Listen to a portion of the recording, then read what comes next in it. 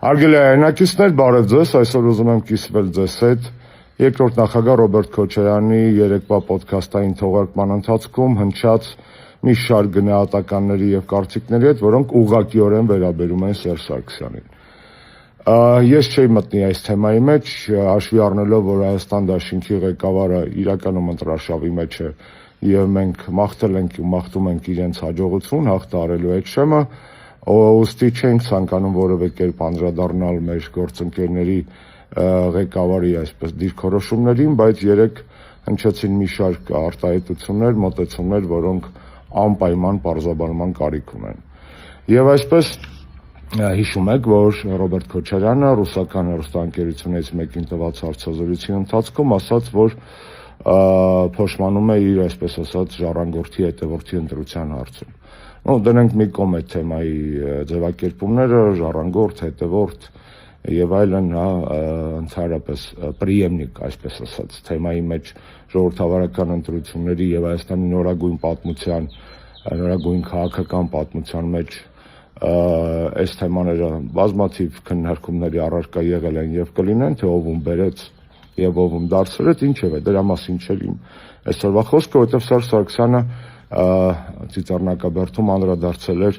հենց Ռոբերտ Քոչարյանի այս գնահատականներին։ Բայց այնուհանդերձ երկրորդ նախագահը ցավով պետք է արձանագրեմ, թե դիտավորյալ, թե ակամայից աղավաղեց Սերժ Սարգսյանի խոսքը, հարմարեցրեց իր նախապես մտածած պատասխանին, որպեսզի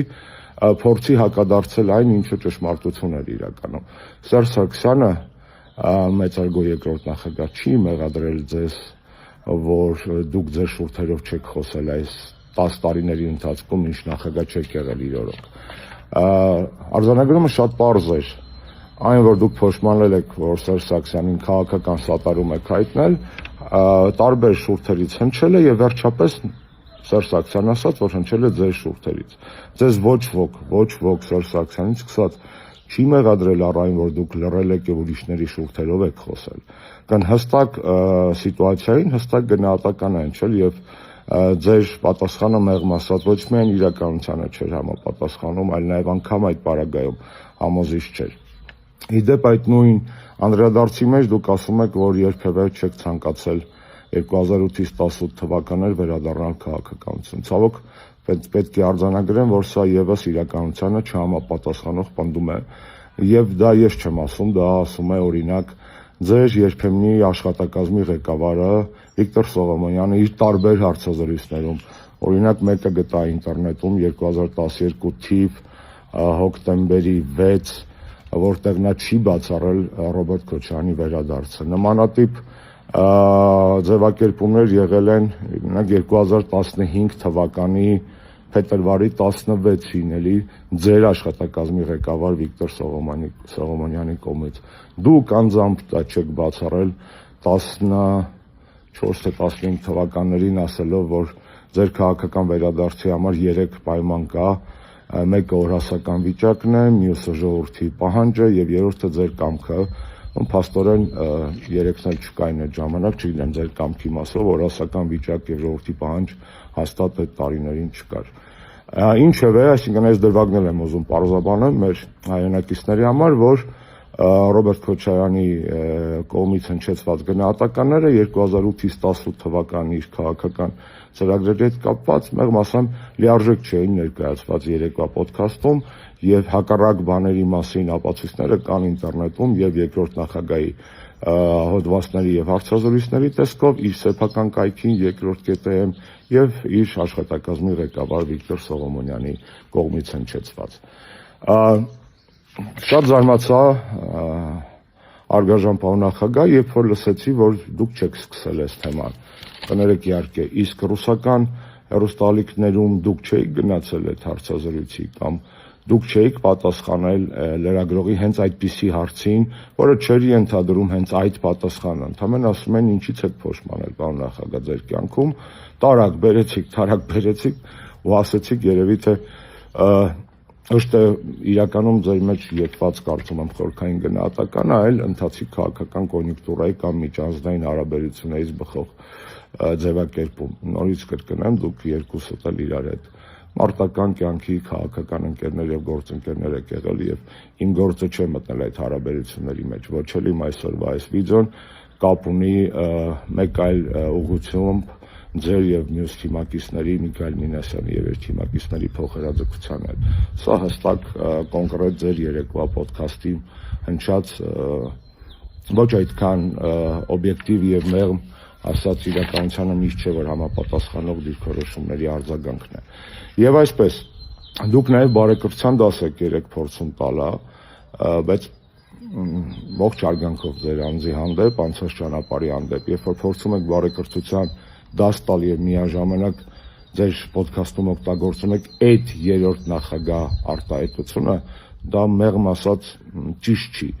Եթե չասեմ տհաճ է, իսկ դաս տալու տեսակետից ընդհանրապես ոչ լեգիտիմ է սպարագայում։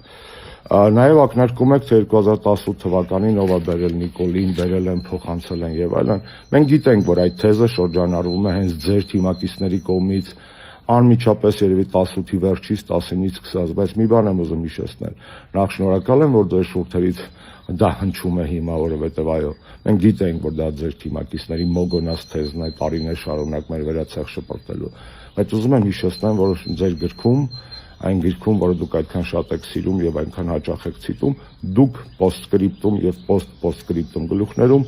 անդրադարձել եք 18 թվականի իրադարձություններին, գրելով, որ հույսեր եք կապել Նիկոլ Փաշինյանի հետ, որ հույսեր ունեիք։ Պարոն նախագահ, սա ձեր ձևակերպումներն է։ Չեմ ուզում գիրքը հիմա բացեմ, ընթերցեմ, կարող են բոլոր հեռուստադիտողները, որ մեզ նայում է, գտնել այդ գիրքը եւ կարդալ, թե իրականում 18 թվականի իրադարձությունների հետ կապված դուք ինչ հույսեր եք ունեցել եւ ինչ գնահատականներ եք ունեցել։ Հիմա ռետրոսպեկտիվ քաղաքական կոնյունկտուրայից ելնելով փոխել գնահատականները, կարծում եմ այդքան էլ սոլիդ չի, հատկապես ինչպես ռուսները ասում են, ռուկոպիսի նիգարят։ Ձեր գիրքը կա եւ կարեւոր աղբյուր է քաղաքական գնահատականների պատմության հետ կապված մեր երրորդ հանրապետության պարագայում։ Հա, իդեպ այդ թեզը շրջանառողների մի զգալի մասը ձեր հիմա նախընտրական ցուցակում է։ Այն մարդկանց շարքից, ովքեր մեզ տարիներ շարունակ հայոյում են, զրպարտում են, դուք լեգիտիմացրել եք նրանց ներկայությունը ձեր թիմում, որովհետև մինչ այդ ձերոնք ասում են, որ նրանք ձեզ հետ կապ չունեն, մեզ հետ կապ չունեն, մեր աջակիցներն են ընդհանրապես, մենք ազդեցություն չունենք։ Մեկ էլ հոպ, առաջի 30-ի մեջ առնվազն 3-4 նման մարդ կա, որ այս տարիների ընթացքում զբաղված է եղել Հանրապետականի, Սերժ Սարգսյանի, իմ ընկերների եւ իմ թիրախավորմամբ։ Ոստի այդ արշավի հեղինակը Սերժ Նաբերո Նիկոլին ձերոնք են, ձեր թիմն է, քաղաքական պատասխանատվությունը ձերն է, իսկ իրական արձանագրումները կան ձեր իսկ հեղինակած գրքում։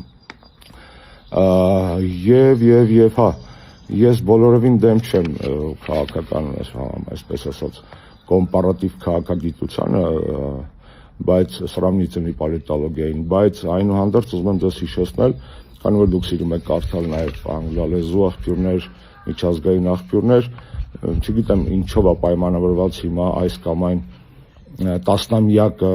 բանանելու, համեմատելու կամ տենց զորոցի կպնելու ցանկությունը ձեր կառավարման տարիներին հանրապետական եղել է հանգուցային դերակատարիր վարչապետերով լուսահոգի Վազգեն Սարգսյանից սկսած, լուսահոգի Անդրանիկ Մարգարյանով ավարտած եւ պաշտպանության նախարար Սերժ Սարգսյանի լուրջ դերակատարությամբ այդ տարիներին։ Ինչևէ, բայց համեմատել, տենց կռվածնել տասնամյակներ, կարծում եմ նույնպես սոլիդ չի։ Ինչևէ, բայց եթե ուզում են կռվածնել, ես դες մի հատ աղբյուր հուշեմ, համաշխարհային բանկի աղբյուրն է, կոչվում է Worldwide Governance Indicators, եթե չեմ սխալվում, համաշխարհային կառավարման ինդիկատորներ 6 ցուցանիշներով չափվում է ամեն երկիր, այդ թվում Հայաստանը։ Գրեթե 30 տարվա ցուցանիշներ այնտեղ կան բոլոր ուղղություններով, կոռուպցիայից մինչև կառավարման որակ, կառավարության էֆեկտիվությունից մինչև օրենքի գերակայություն եւ այլն։ Ես այս վիդեոյի տակ կգցեմ բանը աղյուսակը, տարբեր տարիներին, որ ցուցանիշը ինչ ա եղել, մնացածը ձեր օգնականները ձեզ կհուշեն, որտեղից գտնել կբերեն, երևի կնայեք եւ կանայեք իրականում։ Եթե տենց կռվածնում ենք տասնամյակներ, ինչ էվոլյուցիոն տեսակետից, պետության էվոլյուցիոն տեսակետից պարզապես զավեշտալի է, բայց ինչեւ է, կտեսնեք, թե ում տասնամյակներն են, ում կառավարման տասնամյակն է համաշխարհային փորձագետների կողմից դիտվել ավելի լավը եւ ավելի արդյունավետը։ Ես ի սրտե մաղթում եմ հաջողություն Հայաստան դաշինքին, խնդրում եմ հեռու մնալ մեզանից եւ մեզ թիրախավորելուց, հորդորում եմ դա անել հենց այդպես եւ խնդրում եմ ու պահանջում եմ ձեզանից անպայման անցնել ազգային ժողով։